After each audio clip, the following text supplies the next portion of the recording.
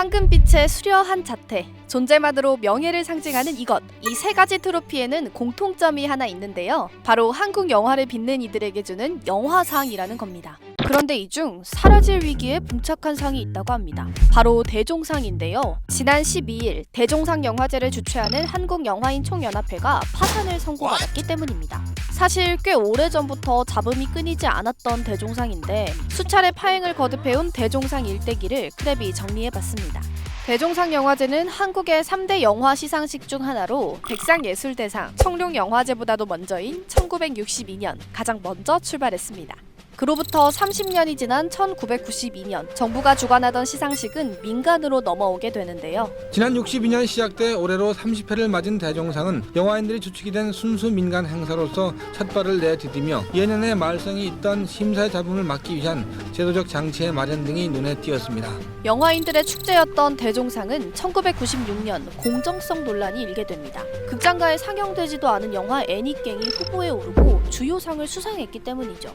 구속 중인 곽정한 씨가 제작한 영화 애니깽이 올해 대종상 작품상으로 결정됐을 때 영화인들은 한결같이 흥막이 있다는 반응을 보였습니다. 그만큼 영화상조차 돈 놓고 돈 먹기란 사실이 그 후 1998년 IMF 외환 위기로 한 해 쉬어가는 것 빼고는 무탈하려나 했더니 공정성 논란이 다시 고개를 들기 시작합니다. 2001년 제38회 대종상에서의 수상작 선정 때문인데요. 당시 흥행 기록을 새로 쓴 영화 친구가 인기상조차 받지 못하고 개봉 당시 큰 주목을 받지 못한 영화 하루가 감독상을 비롯한 4개 부문을 휩쓴 겁니다.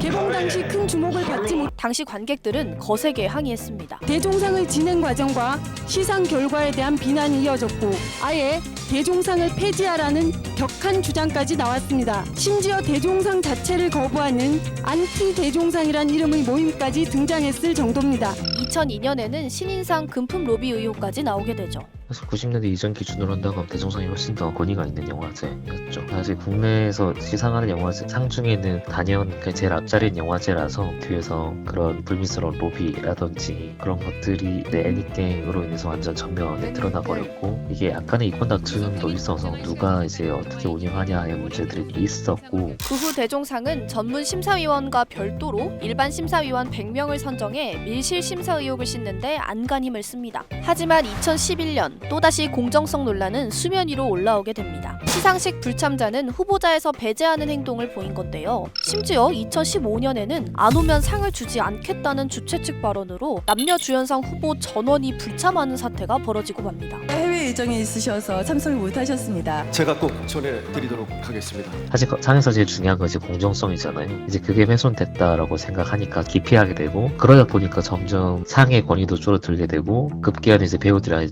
참석하지 않는 대리조장을 해버리는 정도의 영화상이 돼버렸으니까 유명무실해진 거죠. 영화 아가씨, 부산행, 동주처럼 흥행작들이 쏟아지던 2016년에도 배우들은 대거 불참을 선언했습니다. 지난해에는 국민 참여를 늘리겠다며 쇄신을 강조했는데요. 하지만 그 참여 방식에 제동이 걸렸습니다. 투표권을 대체불가 토큰인 NFT로 판매한 건데요. 토큰을 많이 보유한 사람에게 초대권과 뒤풀이 참여 혜택 등을 준다고 해 장사 논란을 불러일으킨 겁니다. 심지어 영화와 관련 없는 틱토커, 셀럽, 인플루언서를 초대하고 시상자로 세워 모두를 당황하게 만들었습니다. 그러던 중 한 회사의 영화제 진행을 위탁한 대종상. 이 과정에서 채무가 커지고 결국 파산에 이르게 되는데요.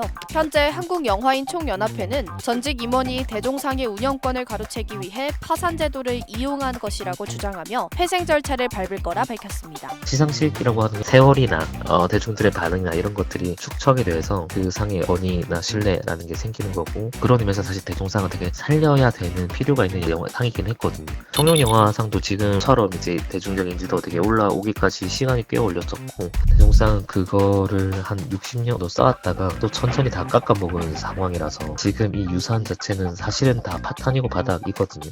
다시 회복할 수 있을까라는 걱정도 있고 대종상을 다시 다 부활시키는 걸 모든 영화인들이나 아니면 사람들이 바랄까라고 하면 또 잘 모르겠습니다. 불공정과 쇄신, 지난 60년간 대종상을 수식해온 말들입니다. 과연 대종상은 회생에 성공해 오랫동안 잃어버린 명성을 되찾을 수 있을까요? 여러분의 생각을 댓글로 남겨주세요. 이 영상을 제작한 김민지입니다. 지금 구독 버튼을 누르면 매일 새로운 크랩 영상을 놓치지 않고 볼 수 있어요. 좋아요 버튼도 잊지 마세요.